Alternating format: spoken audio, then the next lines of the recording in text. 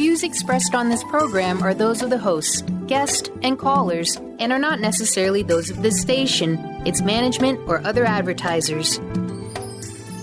You're listening to Transformation Talk Radio.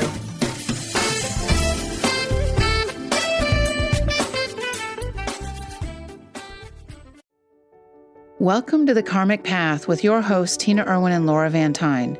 Join us as we dive into the normal and the paranormal to break through the darkness and to help you realize how karma, spiritual law, and psychic ability all combine to open the doors of understanding.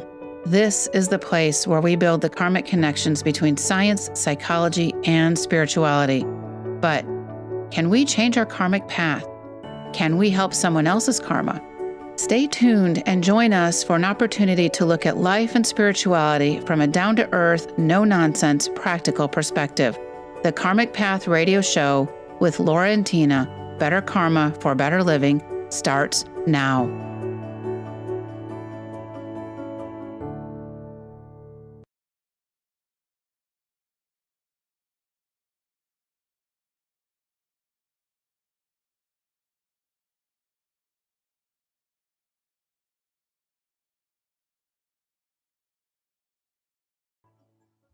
Welcome, everyone. I'm Tina Irwin. I just want to remind everyone that we all have a karmic path, whether we're aware of it or not. We don't live in a bubble, and every person's actions and reactions echo out. And our passion is to offer you a different view this week of what it means to be spiritual and what it means when you think somebody else is spiritual, I can't say that word, or maybe not so spiritual. And it might just change your perception of the karmic path of yourself and others. So, Laura, this week, everybody was really upset about this Poway shooting. This week was a really rough week in my community. There was a shooting at a Jewish synagogue where somebody was very, very spiritual and wonderful human being who was always doing community outreach was murdered.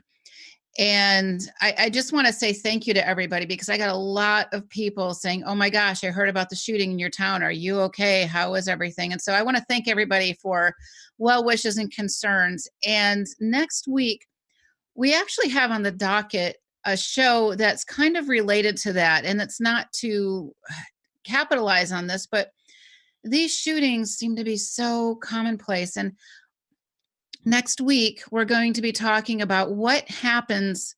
Why does a soul become dark? What causes somebody to disconnect from humanity? And in the case of the shooting in my hometown in Poway, this kid who did this shooting was a normal kid. He went to nursing school. He was, he was trying to help humanity, but something snapped in him. And I'm reading the reports, and within 18 months, he became radicalized. How does that happen? So next week's show, we're going to be focusing in on that, not from my hometown's perspective, but from the perspective of all of these shootings, because the very next day or a few days later, there was another shooting at UNC in Charlotte, University of North Carolina in Charlotte. And I think that it becomes a humanity issue. It's not about race. It's not about religion. It's not about gender. It's not about socioeconomic. It's a human condition. So make sure stay tuned for next week. Join us next week for that. So this week's show is a fun show because Tina and I get a lot of questions all the time. And we've kind of compiled a list of questions for this week. Are you spiritual if? And what prompted this was a question we got from a listener who was very worried about her husband. And she said that her husband was sort of an atheist, and he didn't believe in the whole spiritual thing. He didn't really know if he believed in God. And so she was worried about him. Yeah, she's worried about his soul, which makes sense, right? She loves him. So the big question we have is your husband a kind person? Does he do good deeds? Is he good to you?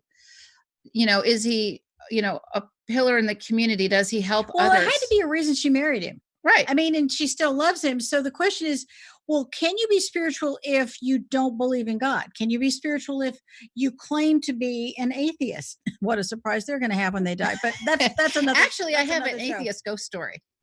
Okay. So this is a true atheist ghost story. So, a couple of years ago, one of my daughters was like, "Mom," which whenever mom was in two syllables, that meant there was some kind of like weird paranormal thing going on in my house. And I'm like, "Yeah." She goes, "There's these two guys in our bathroom. They're ghosts, by the way. There's these two guys in our bathroom, and I asked them why don't they cross over, and they don't want to cross over." And their response was, "Well, there's no God. Why?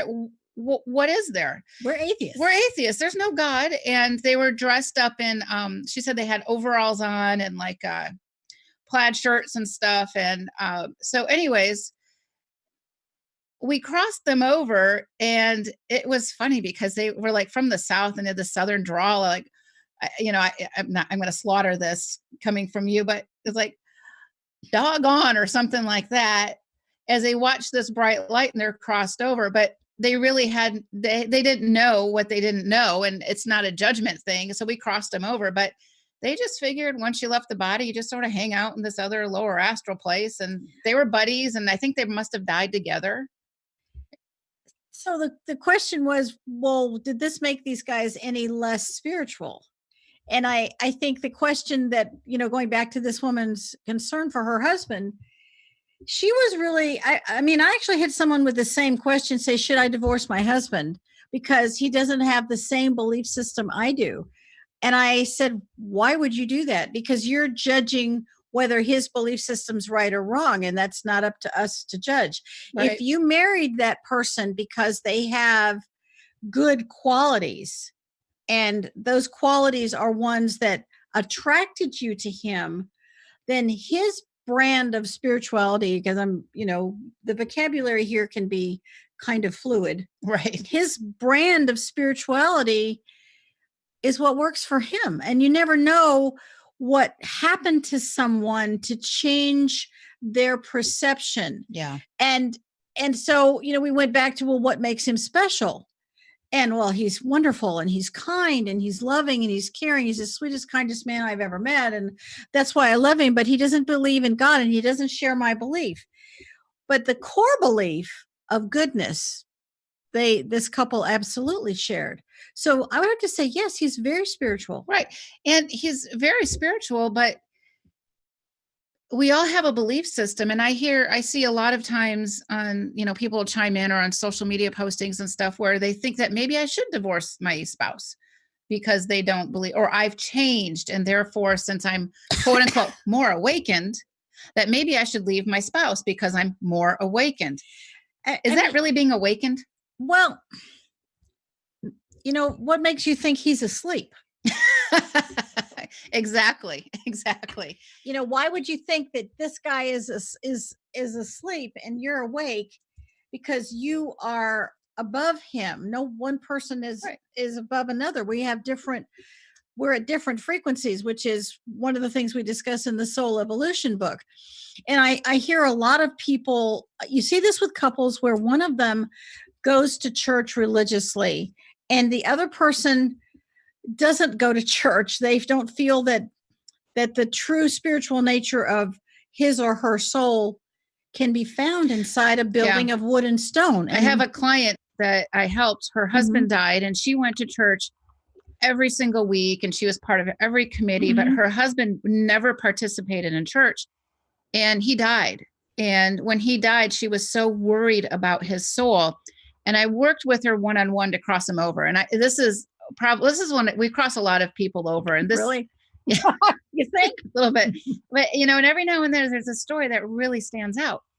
And as I'm working with her to help her husband cross over, I find with him, I swear, hundreds and hundreds of other souls that he was collecting to help cross over. They were stuck between dimensions. Wow. So his level of spirituality wasn't identified with a certain church. Not that there's anything wrong with that. He had something different. When he died, he became somehow, and I wish I had the answer of how, a guardian to all of these souls who were lost in this fourth dimension. And we were able to cross all of them over. So, well, what if the process is that he was such a bright his soul was such a good soul. A bright light. He was a bright light. That he attracted a lot. That's a good point. Which had absolutely nothing to do with walking into a building of wood and stone. Nothing. That's a good point. I hadn't thought about that because I always wonder why they, It was such a bright light. He was collecting them and he was waiting so they could all be escorted over. So, his grieving widow, I mean, it's going to be tough to lose any spouse. She was just stunned at what he did. So maybe his purpose in life was actually in death. Maybe his purpose in death was to help those souls that were stuck. I've seen that with adults and children. Some children are such bright lights. They help other children, even in death. There's a leadership element to them. And sometimes when you're asking, are you spiritual if? Maybe there's a little segue to, there's something called spiritual leadership. And I frankly see a lot of this in the military. That, are you spiritual if? Well, let's bring up the military. I mean, military, a lot of people think about war, et cetera, and this and that, but military is like a psychic ability, which we talked about before, about how it keeps us safe. And let's talk about the military after we come back from break.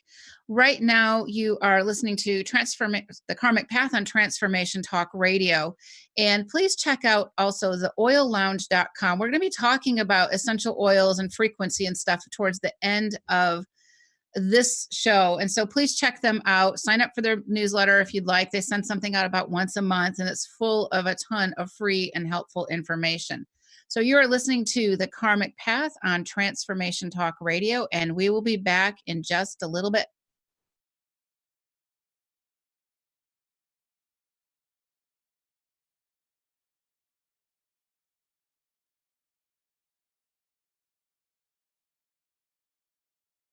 Back to the Karmic Path radio show with Tina and Laura here, and we're on Transformation Talk Radio. We're talking about, are you spiritual if? And before the break, we started touching in on the military because the military is about war and fighting and this and that. So Commander Irwin, I'm just going to defer to you and just sit back and drink from my really cool Karmic Path cup. Obviously, and sit back and enjoy the show. I'm a big fan of the military. I spent 20 years in the military, and I met a lot of patriots, a lot of people who will willingly die for their countrymen who might hate them, who might spit on them, who might think the worst of them. But let me tell you, if your car breaks down on the road and a military person stops to help you, they don't care who you are. They don't care what your race, your creed, your religion. They're going to stop and help you. And when you sign up to join the military, you are signing up to help every single American, regardless of, or wherever your country is. That's true. I just, I spent a lot of time in the military, and not all you're military. In the U.S. military. I get it. I guess my focus right now is the U.S. military. I know the Brits and the French and the Italians and the Australians, and there are a lot of militaries in the world for whom their job is protection of their countrymen in an altruistic and dynamic way. That's not true for every country. So no. Just setting that aside. When a person joins the military, they really want to defend their country. They want to keep us safe. That's a pretty spiritual goal. They also swear that they will protect and defend the Constitution of the United States. And so in that case, I am talking about just this country. And I took that oath, and that oath doesn't leave you when you retire or you leave the military. And that protection of the Constitution is huge. And it's in its own way a spiritual mission. And when you look at a military person, you think, well, they use weapons. Well, let me tell you, I've spoken to many a submarine CO who said, we go on patrol and we are carrying the most lethal package you can possibly go to sea with. It's on a submarine or an aircraft carrier. And every time we pull into port and our patrol is over, we had a successful mission if we never fired a weapon in anger. And so their mission is defense because they're there. They're vigil. They're keeping the nation safe. Well, and if there were no defense, some other person or country or community would be overtaken. And I'm going to back it up again to that Poway incident where this kid started shooting up the synagogue. There was one Border Patrol agent there who had a gun, and he fired a shot, and it's probably stopped a bigger massacre because he was able to defend. He was able to defend. And I heard from Senator Brian Jones. I went to a town hall meeting recently. He said he got this information from the Prager Institute or the Prager University. Prager, I think is the term. 3,000 Americans a week defend themselves against violent felons. So that's potentially 3,000 people a week who do not die. And because they were able to defend themselves. So the question is, are you spiritual if you own a weapon? Yeah. And I would have to say yes. And it'd be a great world if we had no guns. I would love a world where no one had a gun and we never had to defend ourselves from someone who is violent. But the truth is that we do, unfortunately. And if you are trying to protect yourself and those you love, that doesn't make you a bad person. I mean, it doesn't make you a bad person if you lock your doors at night. It doesn't make you a non-spiritual person if you're careful who you trust. Spirituality has to do with common sense. Right. And we talked before about our biggest asset is our intuition, and that is an aspect of our spirituality. And I have to say, if you look at the number of people, World War I, but particularly World War II was global. And I know every time there's a shooting and someone dies and everybody's really upset about it. But when you think about the militaries of the world have reduced what happened in World War II, I don't know if everyone knows this, 70 million people died in World War II. That we've counted. That have been counted, 70 million. Here's another thought. Hitler was voted in with one vote. One vote. One vote. The German people didn't all want Hitler. And, I don't want to get too sidetracked off this. World but this War is II was a spiritual warfare. It was spiritual warfare. And there was a great master who was once asked about World War II. And he said, well, you have to realize it was a spiritual war. And that World War II, yes, was won with guns and ammunition. But there were people all over the world who prayed every single day. Right. And there was once a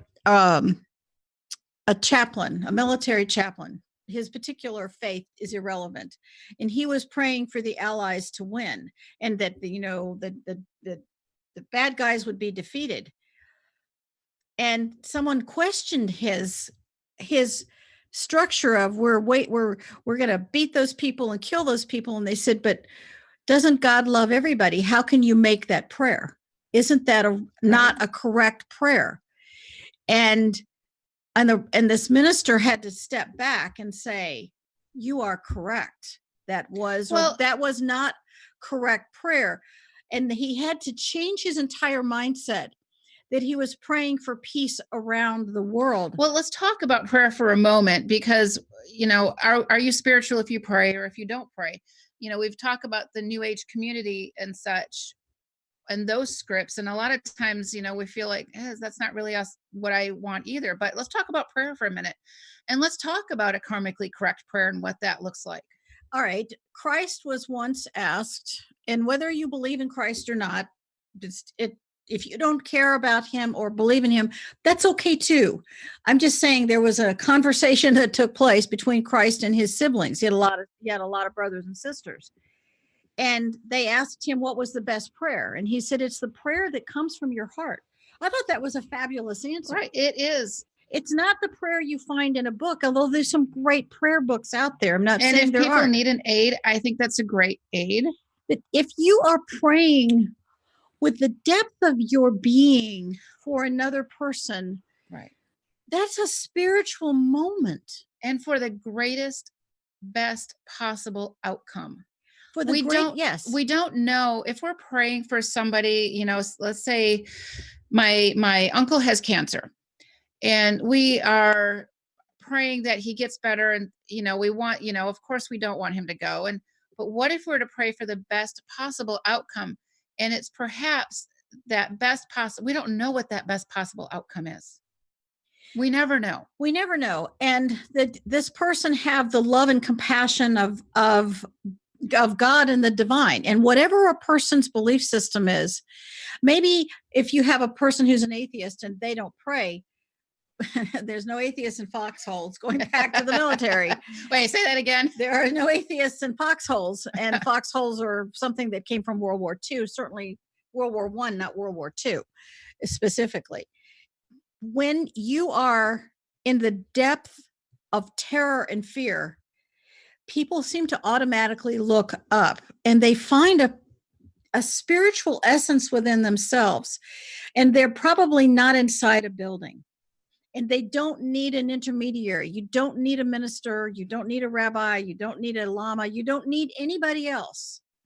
And if that person's there, if you have a religious leader, yes, they can be helpful. But if you don't have them, doesn't mean that you don't have the priesthood of all believers. You don't. Everyone you can still connect. have a connection to God you can or make source that connection. or whatever it is. You don't need anybody's permission. Well, and we had a conversation with somebody a few weeks ago who had left their church for a variety of reasons, and she felt bad about that.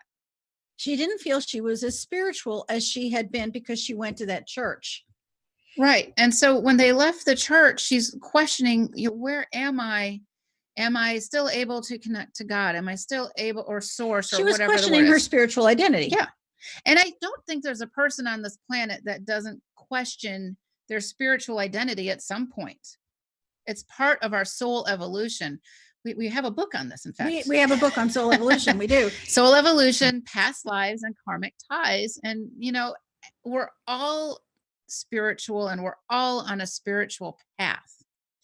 And sometimes we hear people become very angry at God, and they think that they have been on a spiritual path, and then a catastrophe. You have a massive hurricane, your house burns down, your child is killed, you discover that your priest is molesting somebody. I mean, your faith is shaken to its very core. You don't know who you are. And that's part of the spiritual path, is figuring out, it's part of the karmic path. Who am I now that I'm different? I thought I was spiritual before, but my belief system has been shaken. Am I less spiritual? Am I more? And we don't come to earth to live this simple life of everything is perfect and unicorns and rainbows. And it's not. You're going to have challenges, right, so that you can know who you are. Where is your courage? Where are your ethics? I mean, we could do this all day long. Are you spiritual if you have an affair? Well, that's a good one. What are your morals and ethics? Are you spiritual if you steal? Are you spiritual if you commit murder? Or another one that we get a lot of is around suicide. That's right. If you commit suicide, people automatically assume you're going to go to hell and this and that, or how dare you? But are you spiritual if you take your own life? And, we don't have that answer for every single person out there, but these are really serious questions. And my offer of an idea, an answer, because we're not sitting here saying that we have all the answers. We're sharing some concepts. We're offering ideas. You can kind of try them on for size, but nobody says you have to believe them. We're going to go to break. Oh, we are? Okay. Yes. You are listening to the Karmic Path Radio Show on Transformation Talk Radio. Check out the Oil Lounge, and we'll be right back.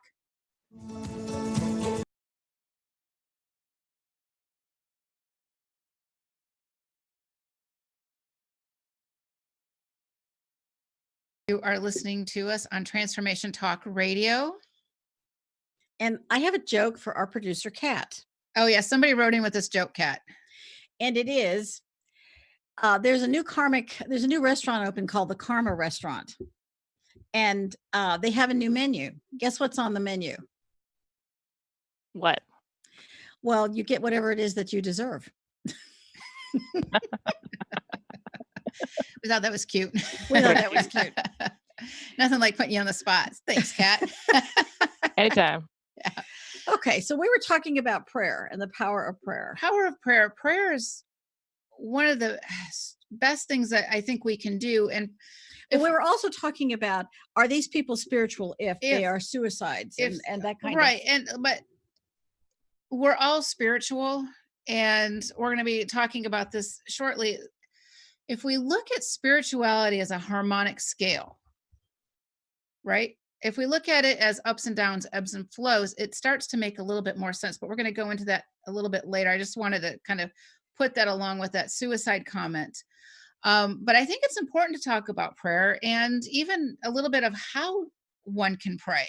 If all thought is energy. Well, this takes us back to, are you spiritual if your thoughts, one of my teachers explained, you can have something called constant conscious meditation, where it never leaves you. Your thoughts are always for working toward the highest good. It's difficult. I'm sure some of the great ones, that's something that they do. Rest of us are mostly mortal. When you are always asking yourself, what's the greatest good in this situation? Not what gives me the most immediate term. What's the greatest long-term good in a situation? And if you look at, I'm going to go back to World War II. One of the biggest proponents of prayer was General George C. Patton. Right. Yeah. And he needed sunny skies to get air support in one of the amazing battles that he fought for the Third Army. And he had prayers printed up. I'm sure this is very well known, but he had hundreds of thousands of prayers printed up, and he had them distributed all over Europe. Dropped all over Europe from an airplane, and asked people to pray for sunshine. And everybody prayed for sunshine. And he had a conversation with God, and he said, God, I need sunshine because we have to free the world from the scourge that is Hitler. And good men are going to die today, but we have to free them. Their sacrifice will have been worth it when we can free the world for a better life in a better way. So here you have what we're talking about. We have a very military man. He lived and breathed and ate the army, and he died shortly after World War II ended. And he was a difficult man. He was not always kind. He was often cruel to soldiers. But by God, if you wanted the job done, Patton was going to get you there. And the Third Army was the one army that Hitler and his generals were terrified of, because Patton was not going to take a whole lot of prisoners. And what he needed came. So all thought became action. And the prayers for a sunny day, they didn't pray that Patton won. They prayed for sunshine. And thoughts are things. We go back to, all thought is energy. All thought is energy. It's a back to science. It's a science thing. So thoughts are things. So when we are praying, and if we can learn, actually, a lot of us are taught to pray like this. What if we started praying like this? Which means that if you can't hear us because you're listening to a podcast. Oh, good point. If you're taught to pray with your hands together, clasped shut, you're containing that energy, because the energy leaves your palm chakra. And in the original show images of Christ, and I know some people do not believe in Christ, and that's fine, but in those images, when we're going back in time, a lot of the early people prayed with their hands open and extended up to God, and they're sending that prayer energy out. And if we're praying for the greatest good, we're not praying that my ex-boyfriend gets in a car accident, or we're not, we're praying for the greatest good. I'm praying that so-and-so will have, the best possible recovery, or the best possible whatever that's karmically allowed, because sometimes, we need certain experiences for our soul to grow. They're not always pleasant experiences. And let's say that, and let's go back to, are you spiritual to illuminate illustrate your example. A lot of people have a very difficult time being inside a church. I am one of those people. I can do it now, but I used to have horrible anxiety attacks in churches. And I think for me, it was past life, Inquisition, horrible deaths, and even some uncomfortable things happening in churches as a child. And so for me, a church is not a place where God lives. And I think that's true for many, many people. I think that the New Age movement was a movement away from organized religion. The problem with it was that in their desire to leave abusive situations, to leave abusive religious situations or fundamentalist situations, they would leave a very restrictive faith and try to find what it means for them to be spiritual. And in the sense, denying themselves the concept of God. And you see that with or source or whatever you want to call that. But they stopped the concepts of prayer. They stopped the concepts of connecting to the highest level of the divine. And I think that that's maybe something that the New Age community might want to reconsider. Yeah. Is offering, when you connect to the divine, not spirit, because you don't have no idea what's on the other side. Don't even get us started. I found this meme this week that was just priceless, because this is something that we're always talking about.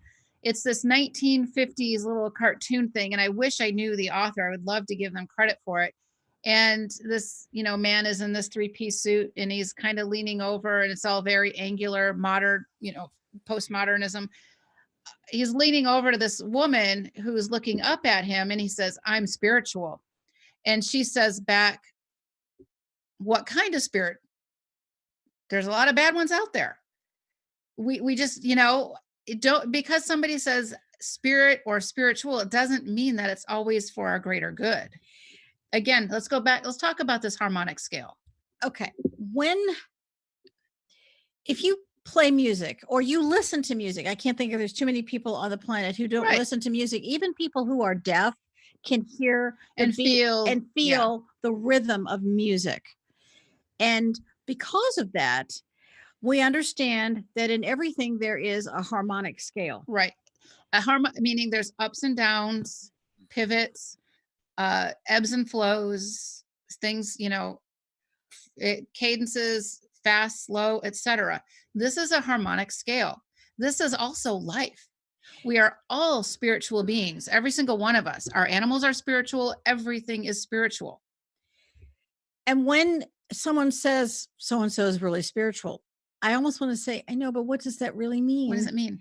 Because we're all spiritual. If you can have violent felons and call them spiritual, they're on the lowest level of the harmonic scale.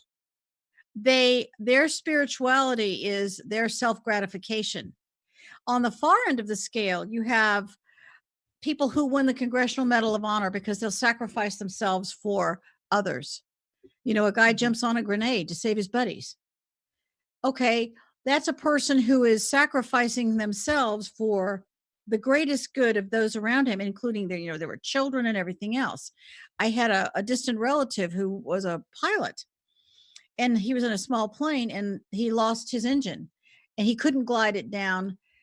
He couldn't land it, but he was headed for a school, for the playground full of small children.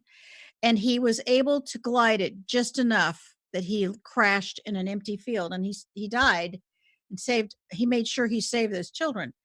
Well, I don't know whether he considered himself spiritual, but he saved a lot of people. And when you're looking at the greatest good, your spiritual level could be considered to be on a higher harmonic scale. But now the question is, are you spiritual if when you have a bad day, you don't feel very spiritual? I think that happens to all of us. You've never had that happen? I've had days where I look in the mirror and they go, "Oh my gosh, you need hair and makeup because you don't look spiritual." You just, what does spirituality look like, right? Right. And, back to this harmonic scale, everything is in flux. There's no, I see on a lot of these Facebook groups, "Oh, I'm so spiritual. I'm so awake. I'm so this, I'm so that." Really? if you have to say it, are you, I guess is my question. I'm going back to the original question. This woman wanted to know, her husband doesn't believe in God, but he's the kindest, sweetest guy. He's not going to go to church. He's not going to follow a new age script. He is not going to do fundamentalist religion, but he'd give you the shirt off his back. Right. He's kind and good to her. As far as I'm concerned, That's a high level of spirituality. that's a high level Yeah. of spirituality. Spirituality isn't defined by the label you wear. Spirituality is defined by your actions. Yeah. And having said that, I can't believe it's time for another break. Okay. You are listening to the Karmic Path radio show, and you are on Transformation Talk Radio. Please check out the oillounge.com. And we're going to be talking about essential oils and frequency when we get back. And we'll be right back.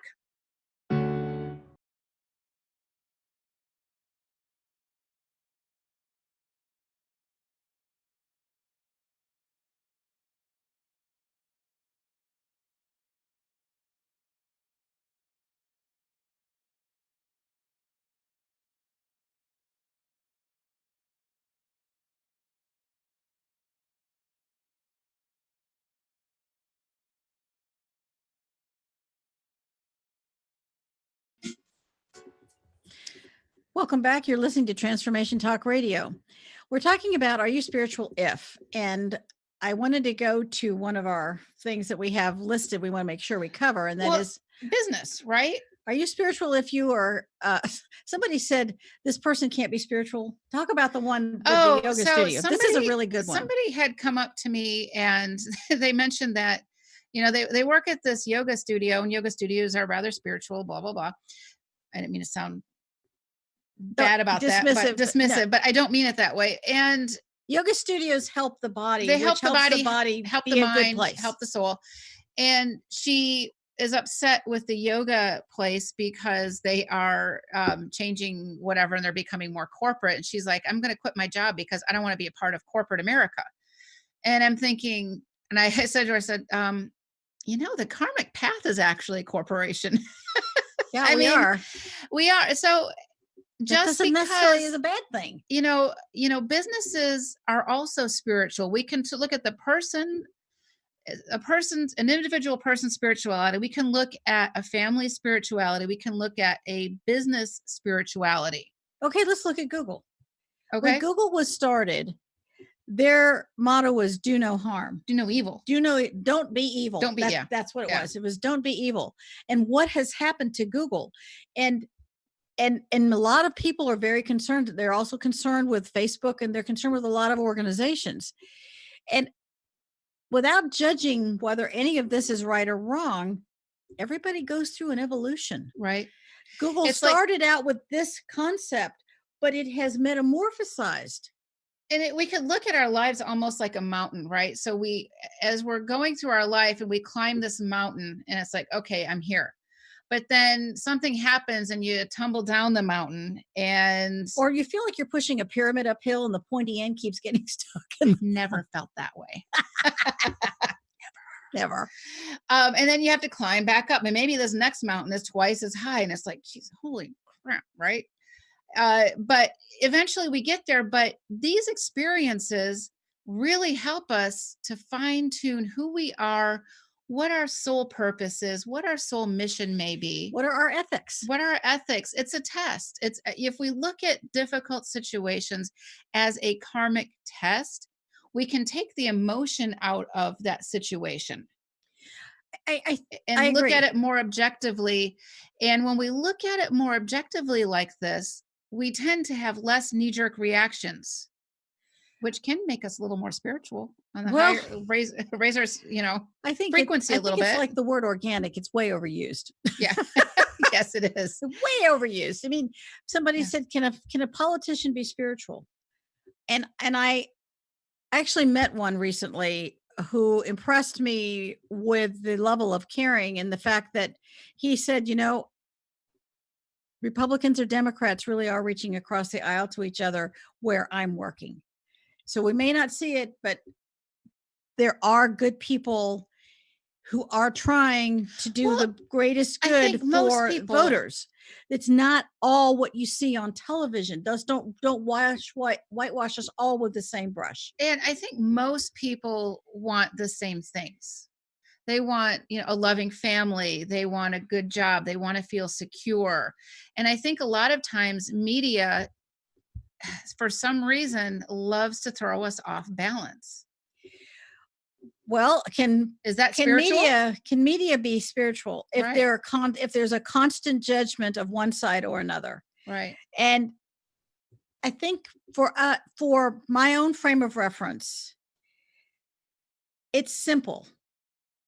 You judge a person by their actions. And on that harmonic scale, you look at how does somebody respond in a crisis? What are they like for the long term? What is their ultimate nature? And none of that is for us to judge. That's really going to be what happens when the person leaves the mortal body and that spiritual part that's called the soul crosses over into the fourth dimension. And hopefully there'll be a kind person to cross them into the fifth dimension, which is the heaven world or the higher realms. Then you can get advice and understanding about the life you just lived. Why did my child die? Why was this minister cruel to me? Why did my son die in battle? Why was my daughter raped? Why did these things happen? And we talk a lot about this in the book, Soul Evolution, Past Lives, and Karmic Ties, because nobody lives a life without some type of trauma, drama that happens to them. And when we can learn how to understand maybe how it helps us, and sometimes after a trauma happens, it may take a long time to say, you know what, from that horrible experience, this is what I learned. Because of this horrible experience, I now know, and I can now help somebody else. It's called living a life of experiences. And what did it teach you? And as we say frequently, karma doesn't waste energy, because this horrible experience happened.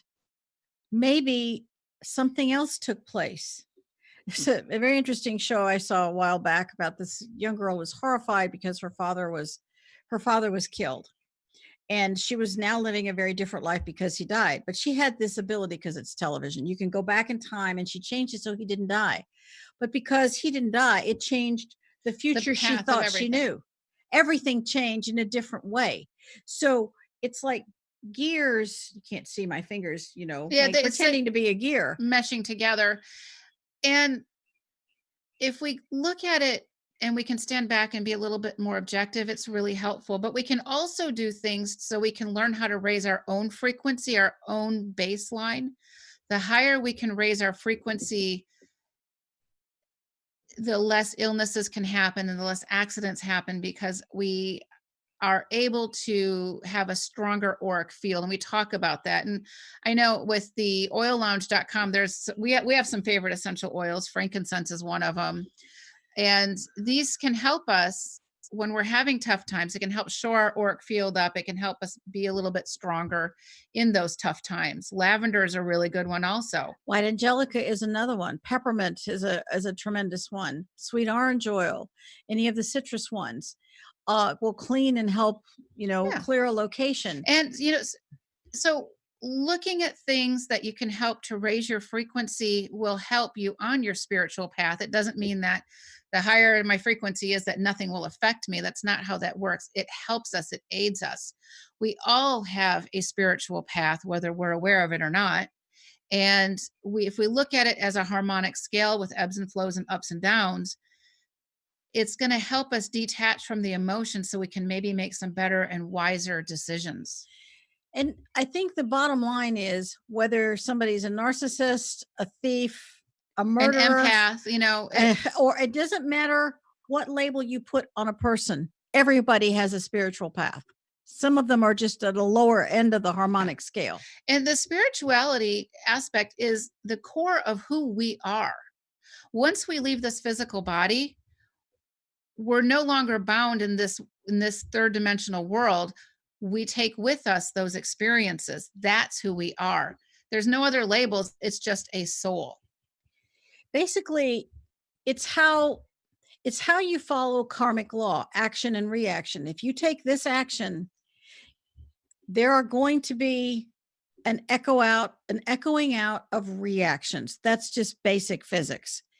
And karmic law is in effect whether anybody's watching you or not. Or if you believe it or not. And if you follow karmic law when no one is watching, because your goodness lives within you, maybe that's just the best definition of spirituality that you could possibly have. And are you spiritual if?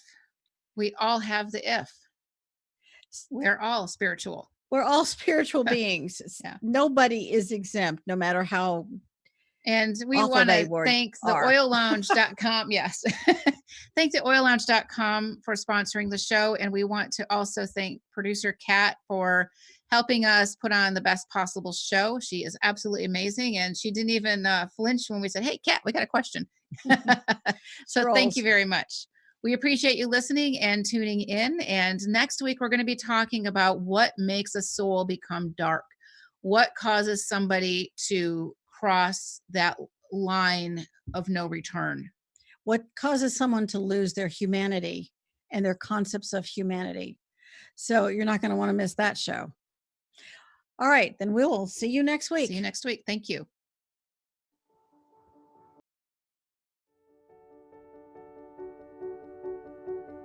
Thank you for spending time with us on the Karmic Path Radio Show. Listen live every Thursday at 4 p.m. Pacific Time as we explore the fascinating elements of karma and how to make those critical connections between spirituality, science, and psychology. Both of us are seasoned psychics living ordinary lives in public education and the military. Tina and I both have a deep-rooted dedication to learning how the unseen world works and to share this knowledge. Learn how to create a heightened sense of understanding and karmic awareness for greater personal balance with the Karmic Path. For more information, visit thekarmicpath.com.